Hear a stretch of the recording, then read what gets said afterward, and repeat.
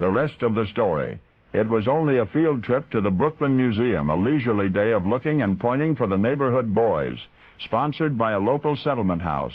But for one of those youngsters, the outing had proved too exhausting, though it had barely begun. While the others had hurried off, laughing and shouting, in search of mummies and Malaysian blowguns, this one, a scrawny Italian immigrant boy named Angelo Ceciliano, slumped on a stone bench in the main hall and waited, as he did most days. For this particular day to him, his near 16 years had seen the centuries of physical fatigue and social torment brought to America by his mother when he was 10. Angelo's new home happened to be one of the toughest sections of Brooklyn. He was weak and thin, pale, promptly picked on by pint-sized brawlers. Only recently he had been beaten senseless by a neighborhood bully wielding a mere sack full of ashes. On good days he could barely climb the steps to his front street apartment, though his family lived on the ground floor. And so, trying not to reflect on the seemingly endless travail which was his young life, Angelo Ceciliano sighed and stared at the museum floor, and then across the main hall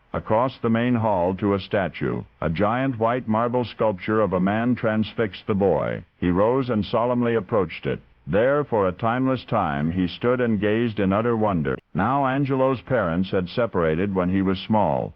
So, except for the unimpressive uncle, there were no men in the immediate family, no father figure to look up to, until right now, until this moment. For as delicate little Angelo stared up at the spectacular effigy of the mythical Hercules, he somehow siphoned strength, believing in his heart that someday he would become what he saw. That very evening, the boy tied 2 rocks to a broom handle, and with that makeshift barbell he began the tedious process. Because he could not afford real athletic equipment, he eventually devised a method of making one muscle group struggle against another in order to build both. Isometrics, we call it today, the invention of Angelo Ceciliano. Once upon a summer afternoon in 1909, a strictly spindly teenager from Front Street, Brooklyn, encountered a demigod frozen in marble, a figure which inspired that boy to achieve its likeness.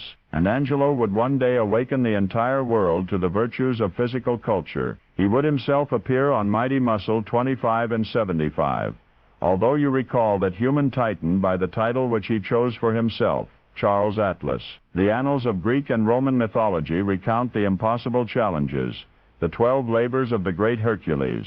But there was one last labor, a quiet reclamation in a statuary hall in Brooklyn, one which the poets neglected to relate. Only now you know the rest of the story.